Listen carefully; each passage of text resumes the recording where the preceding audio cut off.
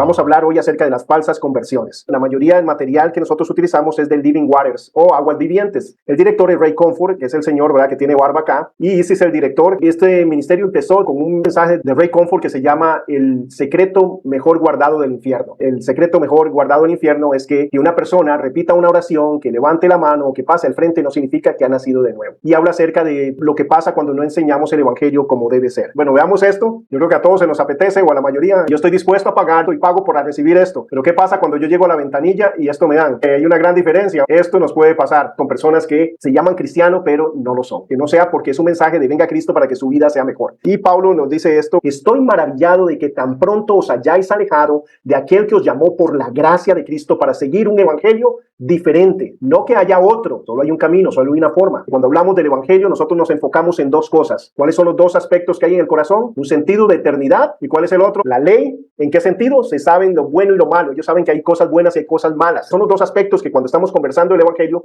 tienen que estar ahí para llegar a la conciencia de la persona. Hablarle acerca del destino eterno, de la eternidad, qué pasa cuando mueras, y traer la luz de la ley de Dios para que entienda cuál es su condición espiritual. El evangelio nos habla cómo Jesucristo se encarnó, vivió una vida perfecta, santa, murió y al tercer día resucitó y está a la diestra del Padre. Pero ¿cuáles son los dos elementos en el llamado para nacer de nuevo? Arrepentimiento y poner su confianza en la obra redentora de Cristo Jesús. No es saber algo, no es estar de acuerdo con algo, no es conocer algo, es poner nuestra confianza en eso. Por medio de la ley de Dios, llevarlo al entendimiento de que ella no es buena, que necesita un Salvador, que está muerto en sus delitos y pecados. Pero es el Espíritu Santo el que convence, es el Espíritu Santo el que redarguye. Nosotros lo que tenemos es que la persona entienda cuál es su condición, para que pueda entender de qué tiene que arrepentirse, por qué tiene que arrepentirse. Lamentablemente, muchas veces en el Evangelio no se trata del arrepentimiento. Arrepentirse y poner su confianza en Cristo Jesús. El arrepentirnos demanda humildad de un ser egocéntrico, orgulloso y demás como lo somos. Demanda entender que no podemos, que estamos separados de Dios y demás, y poner nuestra confianza en Cristo Jesús. Es todo un reto. De hecho, ¿por qué está Pablo hablándoles acerca de que ellos están seducidos? Ellos están seducidos a confiar más en sus obras, en lo que ellos hacían. Lo que está pasando acá es que están judaizando a los cristianos. Lo que estaba pasando en Gálatas es que venían algunos y le decían, bueno, sí, ya usted puso su confianza en Jesucristo como el Mesías, pero ahora tiene que circuncidarse, pero ahora tiene que guardar el sábado, pero ahora tiene que hacer esto. Es aceptar a Cristo más lo otro. No es así, es aceptar a Cristo. ¿En qué sentido? Poner nuestra confianza en la obra redentora de Cristo Jesús. Es completa, es absoluta, es total.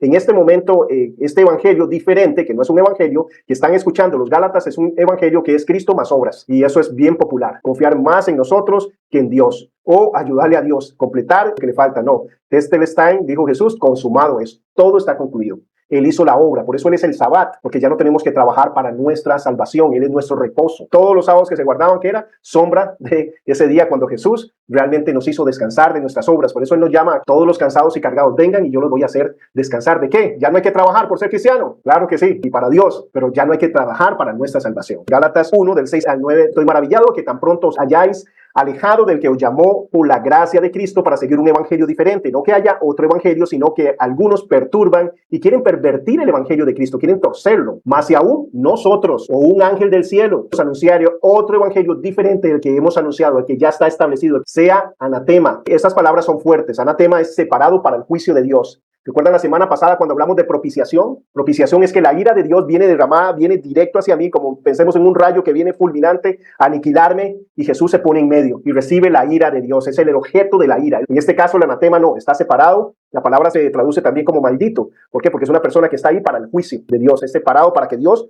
lo consuma. Dice, como antes lo hemos dicho, también lo digo ahora. Y repito, si alguno os predica diferente evangelio del que habéis recibido, sea anatema. No solamente esto es fuerte por el vocabulario que está usando, por las palabras que estaba usando, sino que también por el énfasis que se da a la necesidad de presentar el evangelio de la forma bíblica, de la forma correcta, para que la persona no diga, yo oré, pero no pasó nada. Pues que no se trata de orar. Usted entendió cuál es su condición espiritual. Usted ha puesto su confianza solo y exclusivamente en la obra de Cristo Jesús para asegurar su salvación. No todo lo que brilla es oro. No todo el que dice ser cristiano es un creyente nacido de nuevo. Pero por sus frutos los conoceréis. Ray Comfort, el presidente de Living Waters, nos cuenta una historia que él tuvo con un amigo. Este amigo estaba a horas de morir. Él recibe una llamada y dice, Ray, es tiempo. Está muy lúcido y demás, pero ya su cuerpo ya no está funcionando como debe funcionar. Puede morir en cualquier momento. Rey toma su vehículo y viaja hacia la casa de su amigo. De camino, él va pensando en qué le va a decir, cómo lo va a consolar, cómo lo va a fortalecer, cómo lo va a despedir. Él está poniendo todo eso en su mente. Él llega a la casa, toca la puerta, la esposa abre, oye unos gritos de su amigo, el que está a punto de morir. Empieza a gritar, Rey, Rey. Entonces dice, corre, porque tal vez es por el dolor, porque ya no aguanta, no sé, estaba esperando que yo llegara. Cuando llega al cuarto, el amigo le dice que se incline, y donde él se inclina, lo agarra, lo abraza, le da un beso y le dice, Rey, no podía irme a casa sin despedirme de ti, sin orar por ti, sin bendecirte, porque yo voy a casa, yo voy con papá. Yo voy a estar con aquel por el cual he vivido toda mi vida. Todos los sacrificios, todo lo que me has tenido es para llegar un día y escuchar, buen, fiel y siervo eres. Sobre poco has sido fiel, sobre mucho te pondré. He vivido por eso. En horas es posible que yo esté mirando cara a cara a Jesús y le pueda decir gracias. Gracias por lo que has hecho, por una salvación tan grande. Pero usted se queda acá, Rey.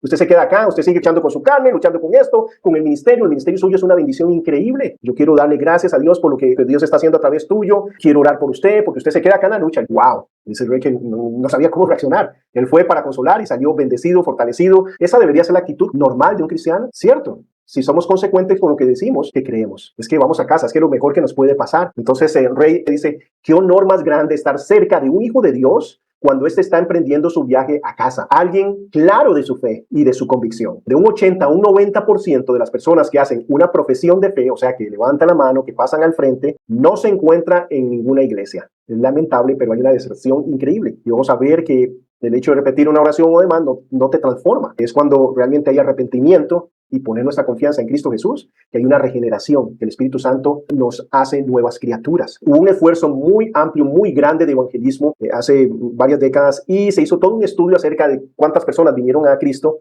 cuántas personas continuaban en la iglesia, hicieron un seguimiento, subieron 294,000 decisiones por Cristo, pero de esas 294,000 decisiones por Cristo, cuando se hace el estudio, al año de hacerse el estudio, solo 14,000 se encontraban en alguna iglesia. O sea que había una deserción de 280,000 personas. Una causa de lo anterior radica que hoy en día generalmente no se da con claridad nuestra necesidad de arrepentirnos. Es algo que no nos gusta. ¿A quién les gusta decir a una persona que está mal, que está equivocada, que es pecadora? No, pero es fundamental. Tenemos que hacerlo en la guianza del Espíritu Santo, en amor, porque nos interesa a la persona. No es decir, mire, esa persona está en el precipicio, pero y si le digo, se va a enojar. Eso es falta de amor. No, jálelo, dígale con amor. Es necesario hablar de esto. Estaba mirando en redes sociales una persona que estaba compartiendo la fe en una universidad y estaba hablando acerca del pecado, de la necesidad de arrepentirse y demás. En medio de que él estaba hablando acerca de eso, se levantó alguien más y empezó a hablar y dice, mira, yo quiero aclarar algo. Todos los cristianos no son como él. No todos los cristianos andan juzgando y culpando a todo el mundo, no están hablando de un Dios mal. No, Dios es amor. Yo quiero que entiendan que no, el cristianismo no es así. Y en eso se levantó un agnóstico de ahí y empezó a hablarle a este muchacho que dijo eso. Y dice, bueno, mira, es que él nos está hablando acerca de lo que él cree, sus convicciones claras. Yo tengo varios meses de estar aquí, de conocerte, de verte día y noche, y tú nunca me has hablado de Cristo. Puede ser que tú no creas eso o que realmente no me ames en lo más mínimo. Es necesario hablar de arrepentimiento. ¿Por qué? Porque es necesario que entendamos cuál es nuestra condición para poder valorar la clase de sacrificio que hizo Jesucristo por nosotros, la salvación tan grande que tenemos. Si no, no vamos a entender el asunto para recibir el regalo de la salvación. El daño que puede hacer un cristiano que no entiende que no hay tal cosa como una conversión falsa puede ser devastador. En esto yo ya tengo varios añitos y lamentablemente yo he visto personas que amo, que estimo, de buen corazón, pero que pasan diciendo a las personas, repitan esta oración después de mí. Yo tengo que explicar con claridad de qué se trata, qué es lo que estamos hablando. En el cristianismo no hay letra pequeña. Lamentablemente hay gente que vende el evangelismo como algo con letra pequeña, no habla de arrepentimiento. Y perdona nuestros pecados, pero no habla de arrepentimiento. Y es arrepentirnos de nuestra condición pecaminosa. Hay dolor en eso y gratitud por lo que hizo el Señor. Es importante que seamos claros y no pensemos que lo que transforma a la persona es que repita después de uno, que levante la mano. No, puede ser el proceso que Dios usa. Lloré con otra persona cuando acepté a Cristo, pero estaba claro de lo que estaba sucediendo, de lo que estaba haciendo en cuanto a la necesidad mía de arrepentirme. Entendía que había fallado al Señor, entendía que estaba bajo la ira de Dios, entendía eso. Si nos falta comprensión de que aquellos que no se arrepienten, no se han convertido, somos propensos a pensar que simplemente repetir la oración del pecador o responder a un llamado al altar, ya alguien se salve. La figura de lo que ocurre en nosotros cuando nacemos de nuevo, ¿cuál es? La metamorfosis, y el ejemplo que nosotros vemos en la naturaleza es pasar de ser gusanos a ser mariposas. Y esto no es un ejemplo de una metamorfosis. ¡He terminado! ¡Al fin soy una hermosísima mariposa! ¡Mis alas! ¡Oh, son tan hermosas! ¡Strudel! ¡Ya se fueron todos! ¡Empieza a volar ya! ¡Pero si estoy volando! ¡Y desde aquí arriba todos parecen hormiguitas! ¡Ofídense! Ok, hay cosas que son superficiales. Quiero agregar a Dios a mi vida. Quiero que mi vida sea mejor. Entonces, como quiero que mi vida sea mejor, agrego a Cristo. Y eso es como ponerme un paracaídas para que mi vuelo sea más tranquilo, más seguro, más confortable. A veces venden el evangelio así o no. Su vida va a mejorar, va a estar bien, vas a mirar, vas a prosperar. Hasta hay lugares que se llaman pare de sufrir. La persona llega y se pone el paracaídas que representa a Cristo, que representa la salvación, y se sienta en el avión. Ahora, todos los que hemos viajado entendemos que los asientos son poco confortables, pero imagínense lo incómodo. Y la gente burlándose de que usted tiene el paracaídas, pero usted no entiende que los aviones no se caen. Y empiezan a burlarse de él y ya a él no le gustan esas cosas. Y luego vienen a servir café y se le riega encima, ¡pum! Y se quema. ¿Y qué es lo que hace? Agarra ese paracaídas, lo patea y me dijeron que iba a estar mejor y eso no es lo que está pasando. No tengo un mejor viaje. Ahora entiendes, el avión va de pique y yo le digo, no, el paracaídas, ¿saben por qué es? Porque ese avión va a caer. El paracaídas es para eso, no es para que su vida sea mejor. ¿Es diferente o no? ¿Cómo voy a ver yo el paracaídas? Lo voy a poner y lo voy a usar, me lo pongo y salto del avión, porque el avión va de pique. Yo no tomé esto para que mi vida sea mejor, sino porque el avión va de pique. Pero lo que sí representa una salvación sería este otro videíto.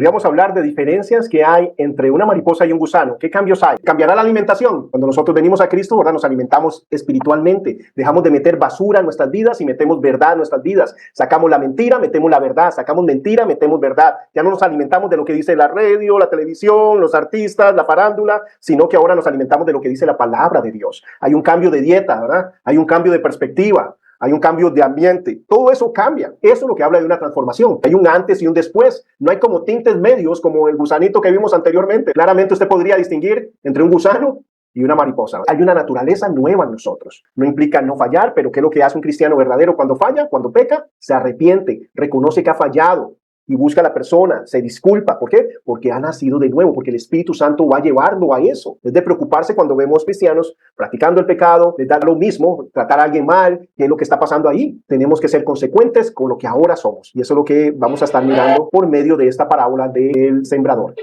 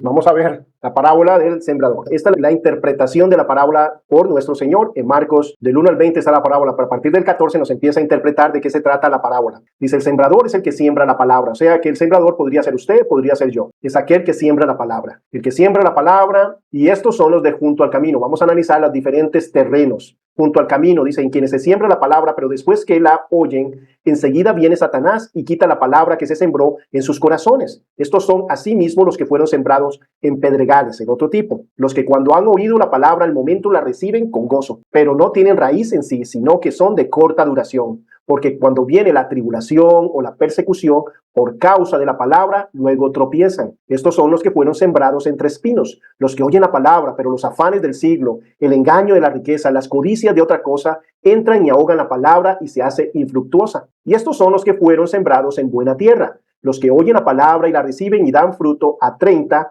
a 60 y a 100 por uno. Jesús les dijo a sus discípulos cuando le preguntaron sobre esta parábola lo siguiente en Marcos 4:13. ¿No entienden esta parábola? ¿Cómo pues entenderán las otras parábolas? Vamos a ver que hay una serie de parábolas que vamos a mirar hoy que tienen una relación directa con esto. ¿Qué es lo que vamos a mirar acá? Que no todo el que recibe la palabra ha nacido de nuevo, que hay falsas conversiones. Eso es lo que miramos acá. Y vamos a ver diferentes aspectos de eso. La parábola ilustra la manera en que los hombres reciben la predicación del reino y explica la necesidad de tener buen oído, de entender, o sea, la disposición de escuchar la palabra con el corazón humilde y con deseo de saber la verdad y obedecerla. Necesitamos humildad. Ese es el primer punto para poder. La persona tiene que entender su condición. Se describen 4 tipos diferentes de reacciones a la predicación de la salvación. Jesús dijo que el contenido de la parábola tenía que ver con lo que describió a sí mismo el misterio del reino de Dios. ¿Qué quiere decir esto? Un misterio en el Nuevo Testamento es una verdad que hasta ese momento era desconocida. En la revelación progresiva de la palabra vemos cómo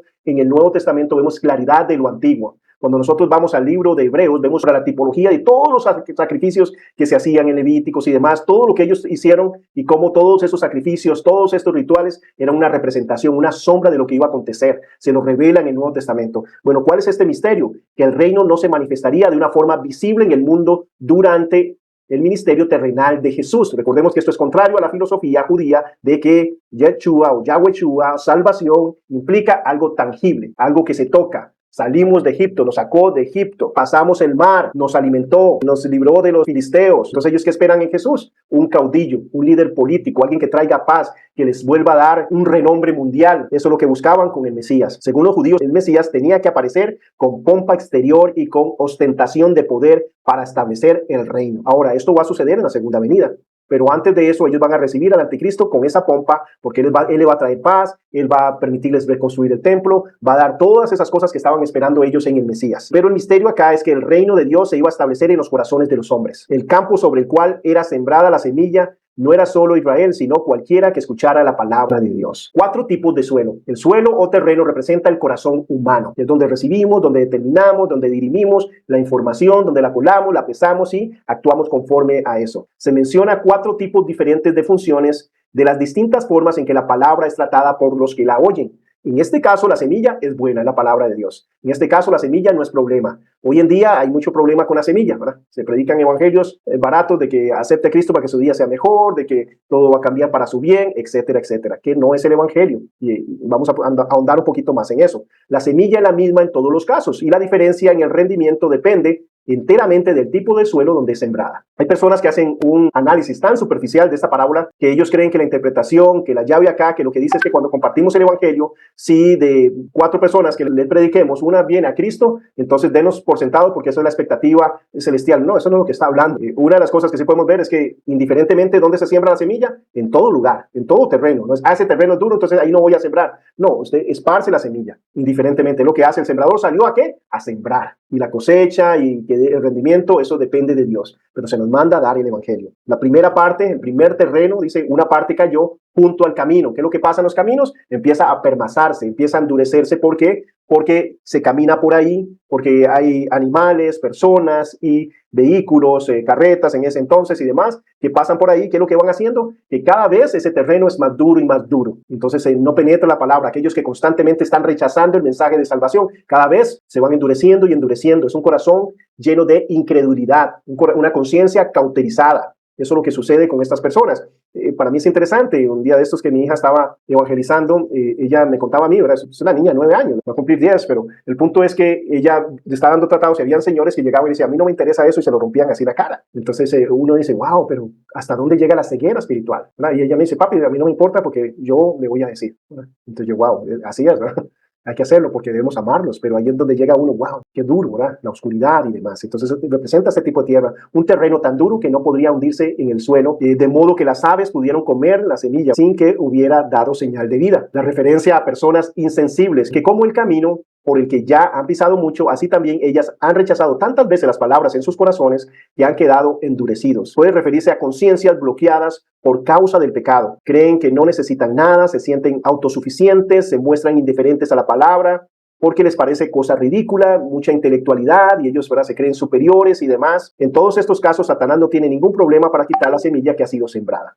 El pensamiento que está ahí, porque cuando damos palabra, cómo se ilumina a una persona a través de la palabra, a través de llevarla a la convicción. La persona se siente buena y demás. ¿Recuerdan qué pasó con Aurelio? Primeramente, la gente no le hablaba a Aurelio porque Aurelio exteriormente tenía todas las cosas, era moralmente correcto, estaba asistiendo a la iglesia, hacía todas las casas, o sea, no tenía necesidad de nada. Entonces, en medio de eso, a veces el que se cohíbe de compartir el evangelio con estas personas somos nosotros. A veces es más fácil hablarle a un alcohólico, hablarle a una persona que está en necesidad, pero aquel que lo tiene todo y es moral y es esto y dice que está bien. Pero recordemos que cómo se trae a la luz, mirándolo a los ojos, preguntándole cómo está. ¿Y qué fue lo que pasó cuando Aurelio se expuso a la ley? Se dio cuenta que era orgulloso, que era envidioso, que era avaro. Esas cosas generalmente no las vemos dentro de los pecados. Y el orgullo, ¿verdad? Él dice, es de lo peor. Pero yo no tomaba, yo no fumaba, yo no hacía drogas, yo era fiel a mi esposa, yo me estaba congregando, yo diezmaba, yo ayudaba a otros. Pero el orgullo, pero el chisme, el querer más, pero la envidia, wow. ¿Por qué entendió la gravedad de esas cosas? Porque se le mostró la ley de Dios. Entonces, en medio de ese corazón endurecido, se le muestra la ley de Dios.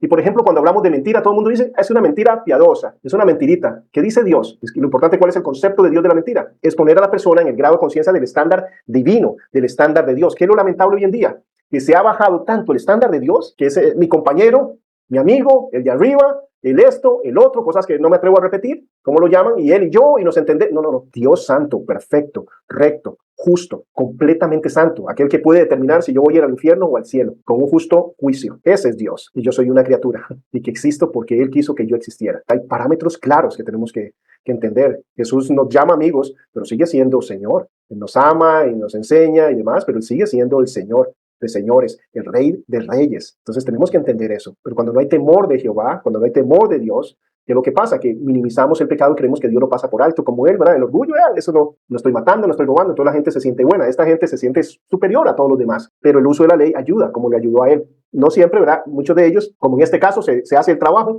y aún así van a rechazarse, van a endurecer. El otro tipo es en pedregales, que es muy similar también al de espinos, pero ¿cuál es la diferencia? Bueno, en pedregales quiere decir que en tierra poco profunda, extendida sobre una roca donde no había humedad ni nutrientes esenciales para la vida. Recuerdan que no mandó a hacerse el Señor. Ir, hacer que todo el mundo ore con ustedes y levante la mano. Ir y hacer discípulos. Entonces es un proceso, no es solo un día y oró y listo, bueno, adiós.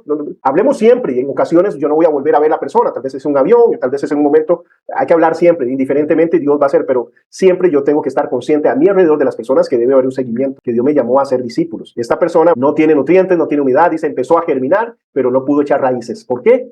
Porque salió el sol y quemó la planta. ¿Qué es que salga el sol? Recuerda cuando somos superficiales, recuerdan la ilustración del paracaídas. ¿Qué es lo que pasa? Que mi viaje no es confortable. Ya mis familiares no me hablan. Recuerda lo que pasó con Aurelio, perdió el trabajo, o sea, perdió la empresa, empezó todo, se enfermaron, lo empezaron a decir esto, o sea, todo en contra. Y vine a Cristo en mi vida, no es mejor, es peor, humanamente hablando. Pero, como él había nacido de nuevo, siento paz, siento gozo. ¡Wow! Esto es verdadera conversión. Pero lo que pasa acá es que cuando veo todas esas incomodidades, a mí no me sirve esto. Yo no firmé por esto. A mí me dijeron que iba a ser mejor y no es lo que está sucediendo. Dependen de sus emociones y sentimientos, pero no tienen convicciones profundas y sinceras. Por eso, al hallarse frente a la oposición o a la persecución, vuelven al mundo. No me gusta el rechazo, que se vuelven de mí. En este caso, recordemos, en el tiempo de los primeros cristianos implicaba a veces la muerte, hasta ese punto.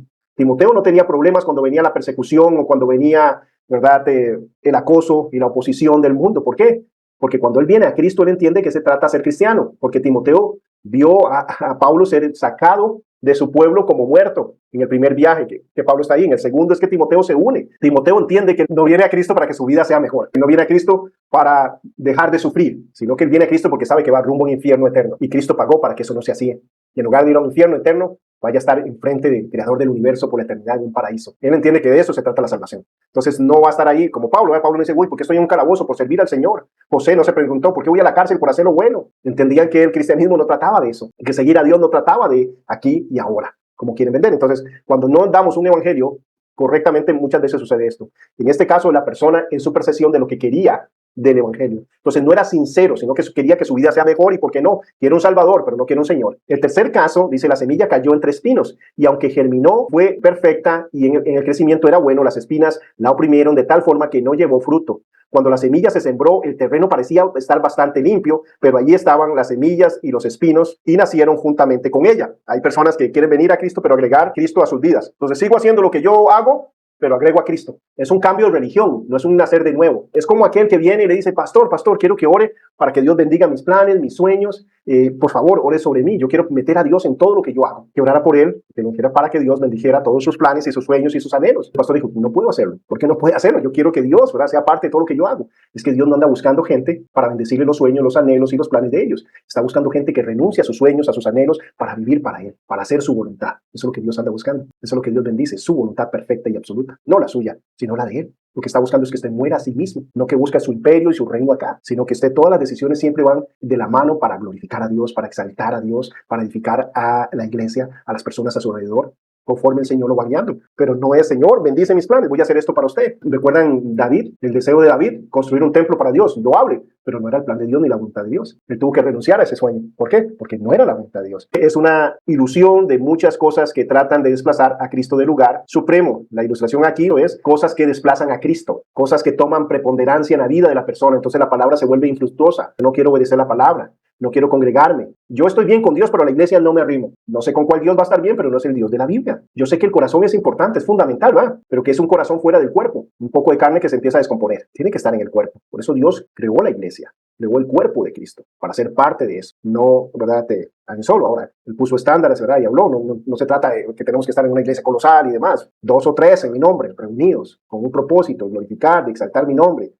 Pero eso fue lo que hizo. Por eso nos habla de un cuerpo. No hay un solo miembro en el cuerpo, hay muchos miembros y todos actúan por el bien. Entonces, en esa ilustración de las muchas cosas que tratan de desplazar a Cristo del lugar supremo que le corresponde y que ahogan su palabra, los intereses, las preocupaciones, personas ansiosas, nerviosas, siempre en tensión, constantemente preocupadas por las cosas de la vida. ¿Qué comemos? ¿Qué beberemos? ¿Qué vestiremos? ¿Recuerdan qué es lo que pasa ahora con la perspectiva de una mariposa? Cambian las cosas porque ahora ve desde otra perspectiva. Ahora entiende a Dios como su Padre, como su proveedor. Ahora entiende que tal vez esta necesidad es porque Dios quiere que doble rodillas, porque oro más cuando estoy en necesidad. No sé si a ustedes les pasa.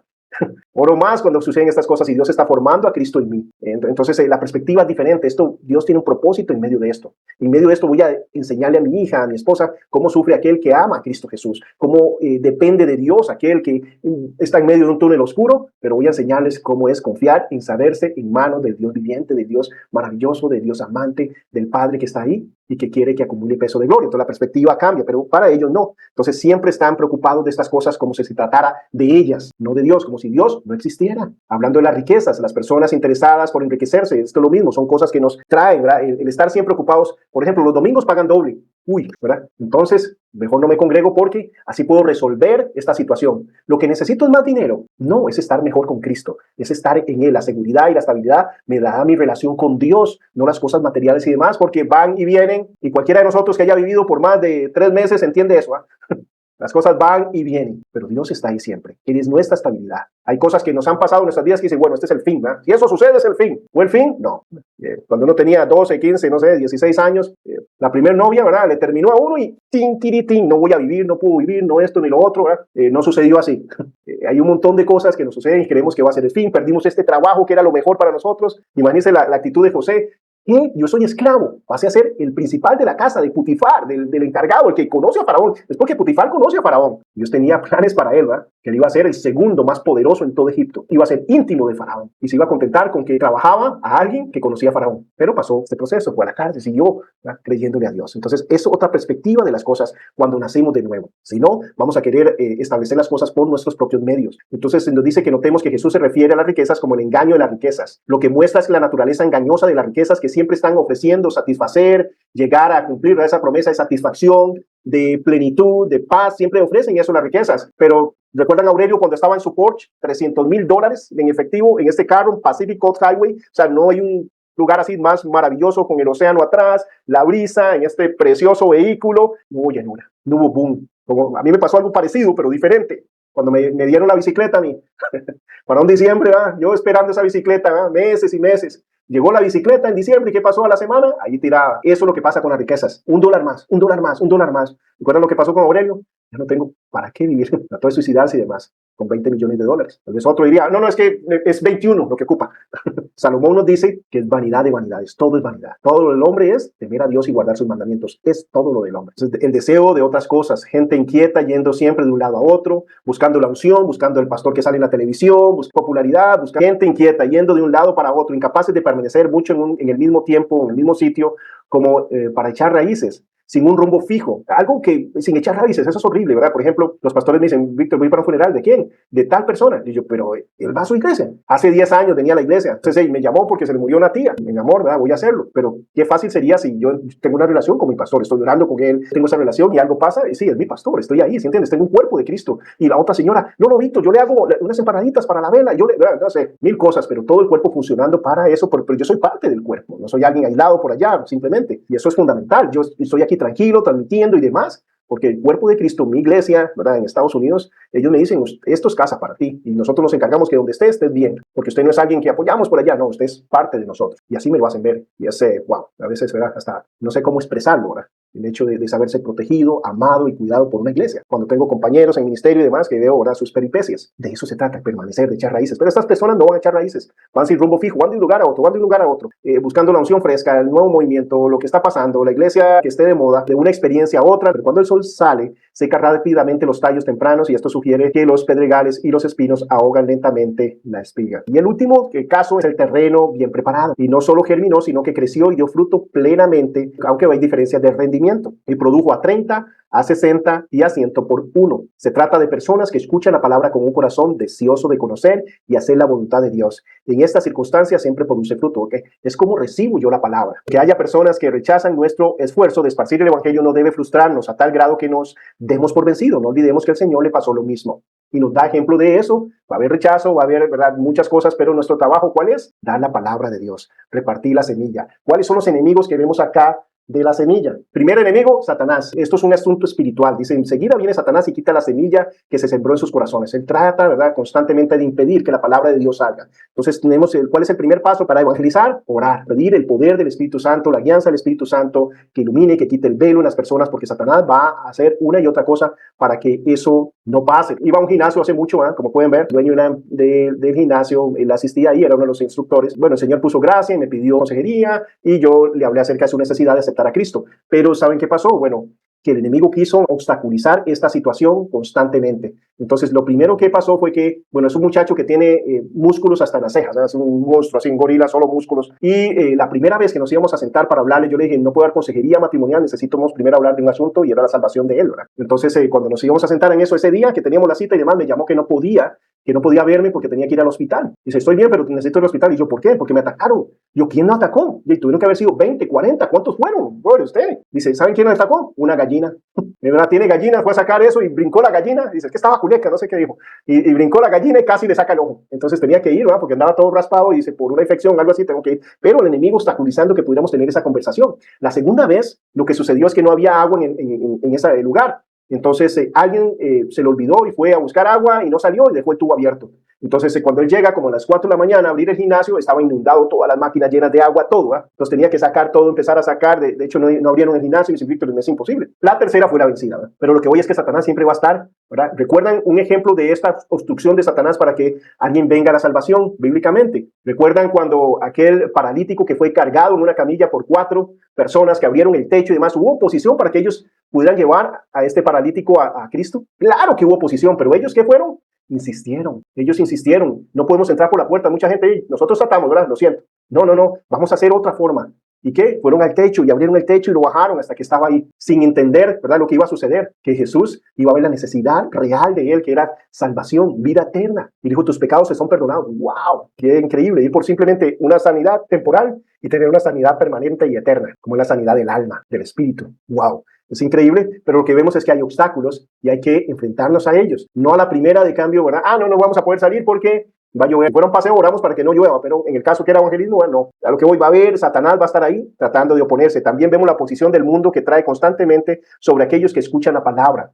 Traen tribulación, persecución a causa de la palabra. A causa de la palabra va a haber rechazo, va a haber empatía, familiares no te van a querer hablar, amigos se van a alejar. Hay un montón de situaciones que, ¿verdad?, el mundo va a estar en contra para que usted vuelva atrás. Y la propia naturaleza caída del hombre, nuestra carne. Y los afanes de este siglo, el engaño de las riquezas y las codicias de estas cosas. Ahora, ¿qué tienen de común estos 3 enemigos?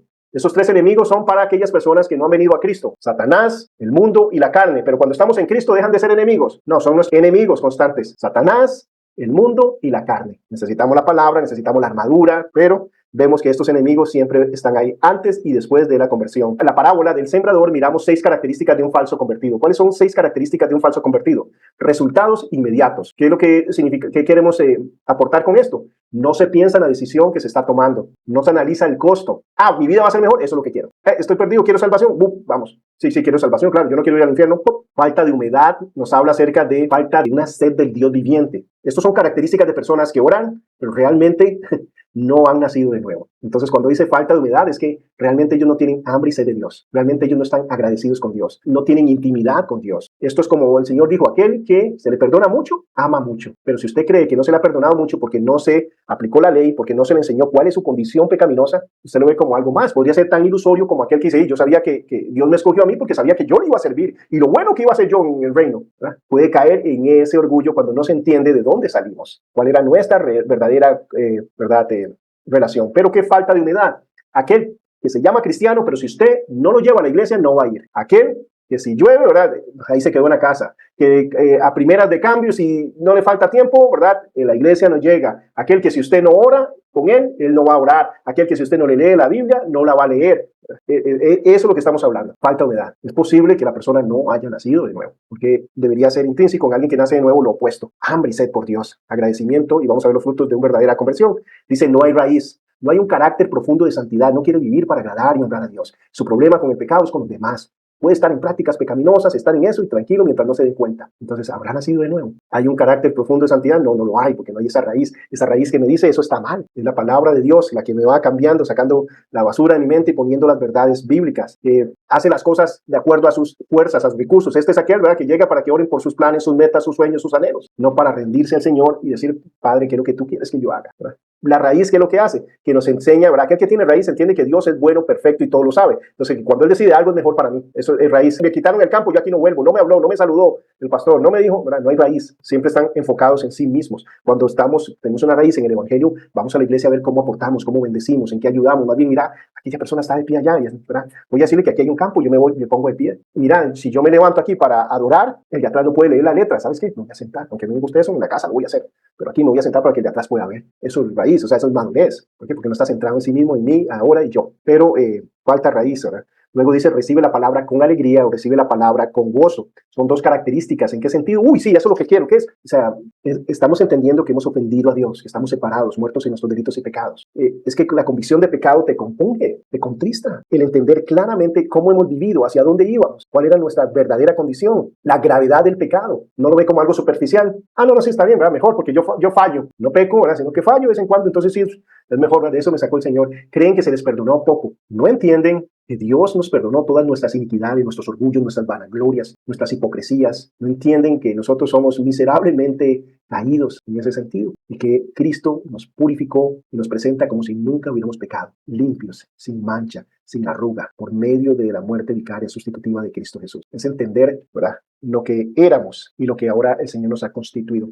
Es entender eso. Entonces no es un asunto casual, no es un asunto liviano, sino es entender claramente cuál era nuestra condición y de dónde nos sacó el Señor. Es que yo rumbo al infierno, ¿verdad?, merecido. Y otro dice, ellos creen por un tiempo. Estar de acuerdo, ser superficiales, ¿verdad?, ese cambio de religión, pero no una transformación interna. ¿Qué dice Santiago 2:19? Dice lo siguiente, dice, tú crees que Dios es bueno, bien haces, también los demonios creen y tiemblan, ¿recuerdan? No es un asunto superficial, no es un asunto intelectual, sino es un asunto de poner nuestra confianza en eso. Este versículo revela que la mera creencia, cuando no va acompañada de un arrepentimiento y poner nuestra fe en Cristo, no es suficiente. ¿De dónde saco yo que el arrepentimiento y poner mi fe en Cristo es el evangelio, es lo que se debe predicar? Bueno, lo sacamos de Hechos 20:21, ¿verdad? Sin hablar de todos los textos, ¿verdad?, que podemos extraer eso. Hechos 20:21 dice, testificando a todos sin acepción. Dice, testificando a judíos y a gentiles. Solo hay dos tipos, ¿verdad? En esta subdivisión solo hay dos grupos en los que se divide toda la humanidad, los judíos y los que no son judíos. Y acá dice testificando a judíos y a gentiles acerca del arrepentimiento para con Dios. El problema es con Dios, no es con la gente, no es con el mundo, es con Dios, y de la fe en nuestro Señor Jesucristo. Vemos los dos principios claros. Entonces, Hechos 20:21, ¿de qué testificamos? A todo mundo del arrepentimiento para con Dios, de que le hemos fallado a Dios, que hemos ofendido a Dios, y de la fe en nuestro Señor Jesucristo. Entonces es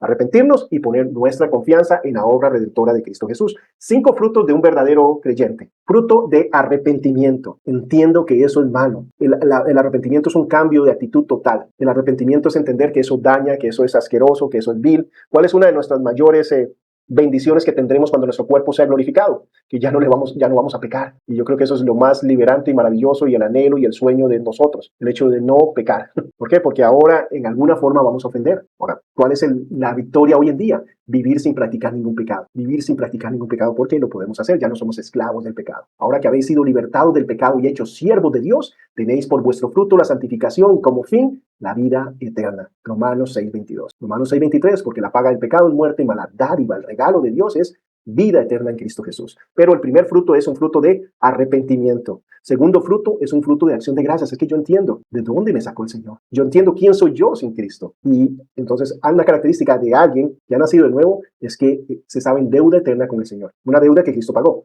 Pero yo me entiendo agradecido por Él por siempre. Entiendo que Él me hizo merecedor, pero yo no soy merecedor. Yo entiendo lo siguiente, estaba en un juicio, soy culpable, pero alguien pagó por mí. Entonces no es que era inocente, pero Él me hizo inocente. Al pagar, soy liberado, pero yo entiendo esto. Entonces, es todo hijo de Dios nacido de nuevo, ¿verdad? Bueno, todo nacido de nuevo, que es hijo, obviamente va a ser hijo de Dios, ¿qué es lo que va a experimentar? Acción de gracias hacia Dios, y va a dar frutos de buenas obras, obras que Dios preparó de antemano. Entonces dobla rodilla y dice, Señor, ¿qué es lo que tú quieres que yo haga? Pero va a haber un fruto de buenas obras, de actuar correctamente, fruto del Espíritu, el amor ágape va a ser manifiesto, a veces pidiendo perdón, a veces sacrificando, dando perdón, buscando, ¿verdad?, siempre traer unidad, traer gozo, traer paz, traer plenitud al cuerpo de Cristo, y fruto de justicia, quiere hacer lo recto, haciendo lo correcto, y eso también es indignación contra el pecado, indignación contra lo que no es justo, indignación contra lo que no es verdad, etcétera. Esos son frutos verdaderos de alguien que ha nacido de nuevo. Entonces, vemos que esto es radical o no. No son tintas medias. Cuando estés transformado, estés transformado. Ahora, es que este es nuestro estándar. Pero si yo no me arrepiento de mi pecado, si no es para mí una muerte lenta, no sé cómo decirlo, un martirio, el hecho de que todavía le falla al Señor. Ok, ojo, si yo no tengo agradecimiento hacia Dios, un profundo amor, un amor total y absoluto de querer honrarlo y glorificarlo, ojo, si yo no quiero caminar en hacer lo bueno, en correr, ¿verdad?, hacer la voluntad de Dios, si de lo que me sale, ¿verdad?, es odio, venganza, orgullo, etcétera, ¿verdad?, entonces tenemos que analizar, ¿verdad? Y si me da indiferente el pecado, las cosas injustas, las cosas de este mundo, cómo se gira, cómo, ¿verdad?, se oprime al débil, etcétera, tenemos que entender, ¿verdad? Tenemos que saber, porque tenemos una nueva naturaleza que esto es lo que emana de ella. Ahora, debemos permitirle, ¿verdad?, de emanar y todo eso, pero ya está en nosotros. Entonces, estos son frutos, ¿verdad?, de un verdadero ¿verdad?, convertido. Cuando sale el sol, se revela si somos verdaderos o falsos. ¿Qué es que salga el sol? Tribulación, tentación y persecución. Es ahí donde sabemos si somos o no somos. El falso convertido estará expuesto como un hipócrita en el día del juicio del trigo y la cizaña, etcétera. Vamos a ver esas parábolas. Dice, y serán separados. Todas esas parábolas las entendemos a la luz de esta que el Señor nos dijo, está la llave para entender todas las demás. ¿Qué nos enseña esa? Que hay falsas conversiones. Entonces, por eso vamos a entender por qué se separan peces buenos y peces malos dentro de la misma red, porque hay espigas buenas, ¿verdad? Y bueno, cizaña y trigo dentro del mismo campo. Vamos a entender todas esas, ¿verdad? Ovejas y cabros en el mismo campo, vírgenes sensatas y vírgenes insensatas ¿verdad? En el mismo recinto. Vamos a entender todo eso porque acá nos dice que, ¿verdad? Hay falsas conversiones, que hay personas, ¿verdad? Que la palabra no va a germinar, que no va a producir. Entonces podemos entender esas otras parábolas. Algunas parábolas que Jesús dijo que hablan acerca de conversiones falsas y verdaderas. Veamos que esto no es un asunto superficial en la palabra de Dios, el trigo y la cizaña. Entonces la verdadera, ¿verdad? El trigo acá es el que se dobla porque el grano es pesado. Entonces la cizaña, la que permanece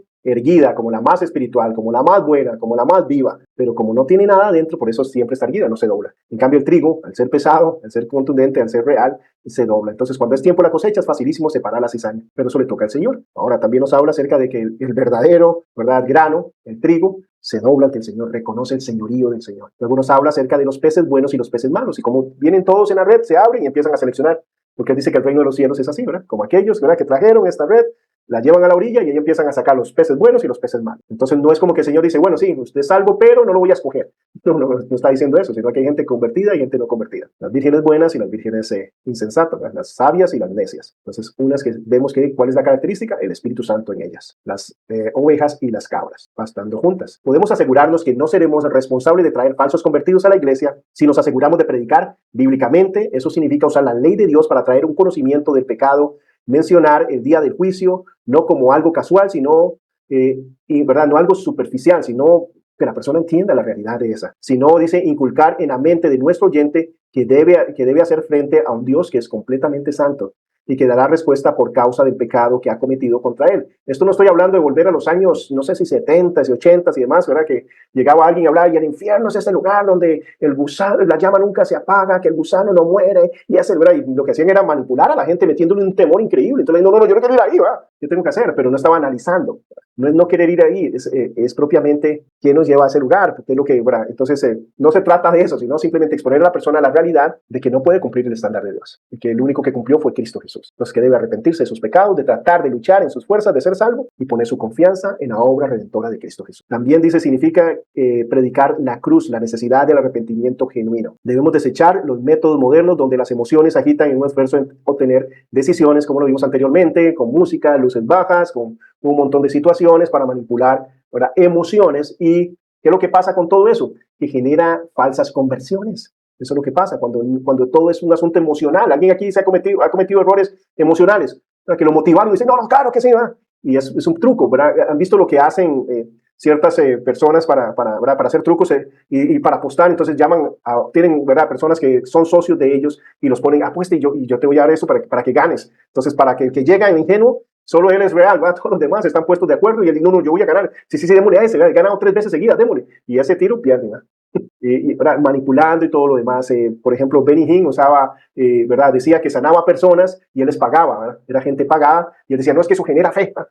El hecho que, ¿verdad? Que vean que esto es así va a emocionar a la gente y la gente va a ser sana. O sea, no, ¿verdad? Es ser reales porque debemos ser responsables a la hora de compartir el evangelio. Como vimos, es cosa grave no dar el evangelio correcto. Podemos regocijarnos por las decisiones, pero el cielo se reserva el gozo cuando hay arrepentimiento. Estos versos nos advierten de falsos. Seguimos en evidencia acerca de que hay falsos dentro del cristianismo, ¿verdad? Obviamente, para ser falso es porque está ahí, ¿verdad? Se identifica dentro del grupo. Entonces, Mateo 7:15, falsos profetas. Marcos 3:22, falsos cristos. Segunda de Corintios 11:13, falsos apóstoles. Gálatas 2:4, falsos hermanos. Segunda de Pedro 2:1, falsos maestros. Entonces la escritura es muy clara acerca de esto. Entonces a veces el problema de que la gente no quiere, ¿verdad?, ir a orar, de que la gente no quiere evangelizar, de que la gente no quiere, ¿verdad?, servir a los demás, que a veces es porque hay mucha gente que no ha nacido de nuevo y hace las cosas, ¿verdad?, para cumplir y no, ¿verdad?, por lo que son. Entonces, eso sucede y eso es lo que la escritura, ¿verdad?, nos habla. Entonces, como estamos hablando de evangelismo, por eso estoy enfatizando el hecho de compartir el evangelio de una forma bien clara, que la gente entienda que tiene que arrepentirse, que tiene que poner su confianza en la obra redentora de Cristo Jesús. Ahora, aún compartiéndolo de esa forma, va a haber gente que va a ser falsa y emocional y demás, ¿cierto? Como lo vemos en la parábola, porque la semilla estaba bien, pero que no sea porque no damos la semilla correcta, como en tiempos modernos podemos mirar eso. Nuestra misión de vida es hacer discípulos evangelizando. Nuestro mensaje es el verdadero evangelio y la justicia de Dios, pero ¿cómo podemos hacerlo? Puesto que la palabra de Dios es la autoridad final para Cristo no tenemos que recurrir a la sabiduría humana. Entonces, puesto que la palabra de Dios es la autoridad final para el cristiano, no tenemos que recurrir a la sabiduría humana para saber cómo cumplir nuestra misión de evangelizar. Exactamente como la Biblia define nuestro mensaje, el Evangelio también nos muestra los métodos que Dios quiere que utilicemos para hacer llegar este mensaje a la gente que lo necesita. Lo hacemos como el Señor lo hizo. Lo hacemos apuntando al corazón. Lo hacemos usando la ley. Lo hacemos predicando la cruz. Buenas nuevas, las malas noticias, buenas noticias. Lo hacemos en el poder del Espíritu Santo. Fundamental para ser efectivos a la hora de presentar el Evangelio. ¿Cómo presentamos esto? En 1000 diferentes formas. El evangelismo ahora por medio de tratados, en 1 a 1, predicando al aire libre, en formas creativas. Por ejemplo, miramos al inicio una canción, ¿verdad?, de Maritza, y ella, ¿verdad?, lo que hace es que utiliza el canto para llegar a las personas con las verdades bíblicas. ¿Qué decía ella? Apunta el corazón, miedo a morir. Yo tenía miedo a la muerte, ¿verdad? Habla la canción. Ella tenía miedo a la muerte. ¿Y por qué? Segundo paso que hay en el corazón, la ley de Dios, porque sabía que yo al cielo no iría por tanta mentira, tanta fornicación, etcétera, menciona eso. Entonces, ¿qué está presentando ella? Claramente está apuntando el corazón, hablando de eternidad y hablando de la ley. Y luego, ¿qué hace? Las buenas noticias. Pero, ¿verdad?, en medio de todo eso, en su desesperación, le dice al Señor: si tú eres verdadero, cámbiame, transfórmame, me arrepiento, y da los pasos. La que debe hacer arrepentimiento y poner su confianza en la obra redentora de Cristo. Lo hace de una forma creativa, diferente, ¿verdad? Pero es dando, ¿verdad?, todas estas cosas que hemos dicho en una canción. El Espíritu Santo está con nosotros para convencernos de nuestra necesidad de nacer de nuevo. Entonces, rápidamente, hay 3 funciones del Espíritu Santo en el mundo, ¿verdad? Primeramente, para cada cristiano hay 3 relaciones del Espíritu Santo. Una es que cuando la persona no ha nacido de nuevo, cuando la persona no es cristiano, el Espíritu Santo está con la persona, o sea, al lado de la persona. Luego el Espíritu Santo pasa de estar al lado de la persona a estar dentro de la persona. El Espíritu Santo pasa de estar con nosotros a estar en nosotros. En Juan 20:21, antes del día de Pentecostés, Jesús se presenta a sus discípulos y les dice lo siguiente: y habiendo dicho esto, sopló y les dijo: recibid el Espíritu Santo. Esto es antes de Pentecostés. ¿Qué pasa en ese momento? El Espíritu Santo pasa de estar con los discípulos, al lado de los discípulos, a estar dentro de los discípulos. Y vamos a ver qué implica que esté dentro y ya no al lado de. Pero en Hechos 1:8, la palabra ahí no es que iba a estar con o en, que significa al lado de en el griego, sino epi en griego. ¿Qué significa epi? Sobre. Iba a estar sobre ellos. Entonces, ¿qué es lo que pasa? Vamos a mirar, primeramente iba a estar con ellos. Es la obra del Espíritu Santo en el mundo, o sea, a un lado de la persona, no dentro, sino a un lado. Entonces, ¿qué es lo que hace el Espíritu Santo en este mundo? Dice: pero yo digo la verdad, os conviene que yo me vaya, porque si no me fuese, el Consolador no vendría a vosotros, mas si me fuere, os lo enviaré. Y cuando Él venga, ¿qué va a hacer? Va a convencer al mundo de pecado, vemos que es singular, ¿verdad?, de justicia y de juicio. Estas 3 cosas es lo que hace, es el testimonio del Espíritu Santo con una persona que no ha nacido de nuevo. Entonces, cuando dice de pecado, ¿por qué? El Espíritu Santo no pasa diciendo a la persona: deje de tomar, deje de fumar. No, le está diciendo: estás muerto. De pecado por cuanto no creen en mí. Entonces, convicciona del pecado de no creer en Cristo Jesús, de que está muerto espiritualmente. Lleva a la persona a entender no que tiene que dejar de fumar, no que tiene que dejar de tomar, que tiene que no pelear con la esposa, no sé, ponga lo que quiera, orgullo, vanagloria, lo que guste, ¿verdad? Entonces, no le dice que tiene que dejar eso, sino lo que le dice es: usted no puede dejar esas cosas. Usted tiene esas cosas, ¿verdad? No niega eso, pero usted no puede dejarlas, porque usted está muerto espiritualmente. De pecado por cuanto no creen en mí. Lo segundo que hace el Espíritu Santo es de justicia. Cuando habla de justicia dice: por cuanto voy al Padre y no me veréis más. De justicia, ¿qué le dice? Y no puedes hacer nada. Todo lo que haces para llegar al cielo no va a ser suficiente, porque el estándar de Dios es perfección, es Cristo. Y Cristo está con el Padre. ¿Por qué? Porque la justicia de Dios es aprobado, es aceptada. Esa es la justicia que Dios acepta, la justicia de Cristo. Es tan justo Él que por eso puede estar en la presencia del Padre. Entonces, ¿cuál es el estándar para ir al cielo, para estar con el Padre? Ser perfectos. Por eso necesitamos la justicia de Dios y no la propia. Entonces le dice a la persona: no es suficiente. Eso es lo que hace. Y de juicio, no le dice: va a haber un juicio final y usted va a ir, ¿verdad? Sino que dice de juicio porque el príncipe de este mundo ya ha sido juzgado. ¿Y qué es lo que dice? Es que Satanás no tiene por qué tener dominio sobre usted. Ya no tiene el dominio sobre nosotros. Ya no tiene control en nuestras vidas. Ya él ha sido juzgado. Entonces, para ilustrar cada uno de estos aspectos, nosotros, hay una historia que sucedió en Yorba Linda, donde yo vivía, allá en California, y era que un oficial de tránsito ve un vehículo mal estacionado y ¿verdad?, llega, mira el vehículo y empieza a hacer la boleta, el parte, ¿verdad?, el ticket, y lo pone, ¿verdad?, en el parabrisas, y sale y se va. Como a las 3 horas viene otro oficial de tránsito, ve el vehículo mal estacionado, va, mira el vehículo, apunta la matrícula, hace el tiquete, hace el parte y lo pone en el parabrisas. Al ponerlo en el parabrisas se da cuenta que había otro tiquete. Entonces, ¿qué es lo que hace? Va, se da vuelta y mira que en el carro había una persona. Entonces empieza a tocar el vidrio, no le abre, no le entonces hace abrir la puerta y se abre. Y cuando ve, la persona cae contra el volante. Esa persona tenía 5 horas de estar muerta. Entonces, a esa persona le afectaron estos partes, estos tickets, estas infracciones. No, está muerta. Entonces, por eso el Espíritu Santo le dice, hey, deje tomar, no puede. Está muerto. Entonces, nuestra labor con alguien que no tiene a Cristo Jesús es llevarla a Cristo Jesús. No es maquillar el cadáver. No maquillemos cadáveres. No es que mejore su vida. Igual va a ir al infierno. Necesita entender que está muerto en sus delitos y pecados. Y que si pone su confianza en la obra redentora de Cristo Jesús, Dios la va a perdonar y va a tener una relación con ella. Pero no necesitamos. ¿Cuál es el problema de ellos? Que son homosexuales, que son alcohólicos, que son orgullosos, que son vanagloriosos, que son... No, ese no es el problema, sino que están muertos espiritualmente. Entonces tenemos que agudizar que el problema de ellos no es el pecado que están viviendo, sino la ausencia de arrepentirse y poner su confianza en la obra redentora de Cristo Jesús. Cuando hablamos de justicia, este soy yo, muerto de risa ahí en estas cataratas, sin pensarlo. De pronto alguien llega y me ofrece una cuerda, porque yo, uy, mira, si esto está peligroso. Entonces agarro esa cuerda, y cuando estoy agarrando esa cuerdita, viene un tronco inmenso, pero inmenso por medio de ese río caudaloso, pero inmenso. Y yo, sin pensarlo, instintivamente yo suelto la cuerdita y brinco al tronco, porque es inmenso, es un árbol que viene bajando. ¿Qué es lo que va a suceder cuando brinca el tronco y suelta la cuerda? Más rápido voy a caer. Pero nosotros siempre pensamos que está en nosotros la salvación, y las personas están luchando en sus fuerzas, están tratando de ser buenos, están tratando de agradar a Dios a su manera, en sus fuerzas. La cuerdita representa la fe puesta en Cristo Jesús. El que sostiene esa cuerda es Cristo. Y lo que tengo que hacer es confiar plenamente en que esta cuerda me va a sacar del peligro, porque voy al Padre. Entonces, que la justicia que me puede sacar de ahí, ¿cuál es? Es poner mi confianza en la obra redentora de Cristo Jesús, no en mí. Si pongo mi confianza en mí, esa justicia no alcanza. Y aquí caigo en el tronco. ¿Qué es lo fundamental de esto? Crees en Él para tu salvación y el triunfo sobre la cruz, porque habla de juicio por cuanto el príncipe de este mundo ya ha sido juzgado. La Satanás dice, y vosotros estando muertos en pecados y en la incircuncisión de vuestra carne os dio vida juntamente con Él, perdonándoos algunos pecados, perdonándoos todos los pecados. ¿No es maravilloso? Wow, eso no lo puse yo por aquello. Está en el original.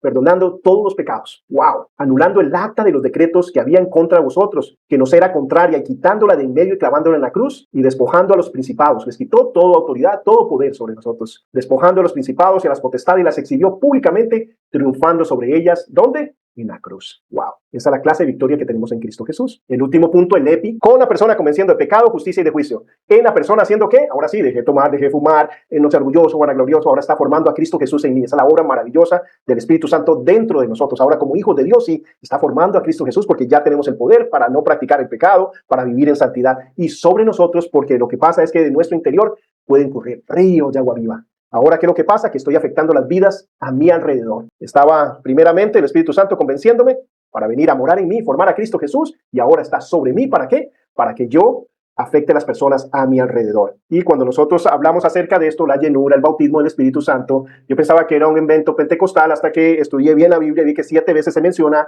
el aspecto del bautismo del Espíritu Santo, de la llenura del Espíritu Santo, y que nos habla acerca de algo constante, algo a pedirlo constantemente. Ananías oró por Pablo y cayeron de sus ojos escamas y recibió el Espíritu Santo. Posteriormente, él está predicando, está en persecución y pide a los hermanos que oren para tener de nuevo, para tener valor, para seguir predicando. Ellos oran y recibe de nuevo la llenura del Espíritu Santo. Entonces vemos como es algo que debemos pedirlo constantemente. Dice, pidan y yo voy a dar sin reproche el Espíritu Santo a quien lo necesite. Y es todo, ¿verdad? A quien lo pida, Él lo da. Es una pajería, es una promesa sin condición. Es algo que para aquellos que hemos nacido de nuevo está ahí disponible para nosotros. No que el Espíritu Santo venga porque ya mora en nosotros, ¿verdad? Sino que el Espíritu Santo esté sobre nosotros, que en nuestro interior corran ríos de agua viva. Cada una de las experiencias que nosotros miramos de la llenura del Espíritu Santo son diferentes. Vemos que en Hechos 2 estaban orando y el Espíritu Santo cayó sobre ellos. Vemos que Pablo y Silas, ¿verdad?, impusieron manos sobre los samaritanos. Pablo a través de Ananías, un creyente que no era el líder, apóstol, sino llegó, el Señor lo usó para orar por él y que recibiera el Espíritu Santo. Luego estaban predicando en la cárcel de Cornelio, llegó el Espíritu Santo. Y Pablo con la gente de Éfeso oró por ellos para que recibieran el Espíritu Santo.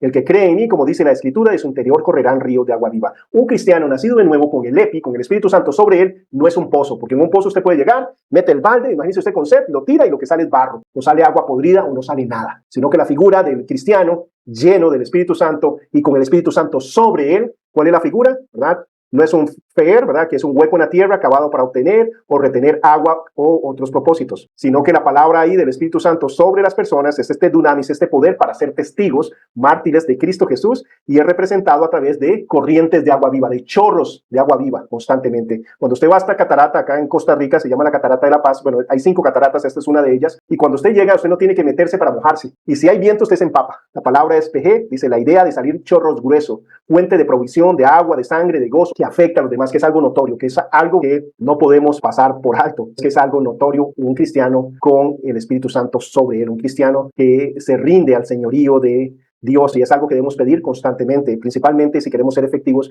en la predicación del Evangelio.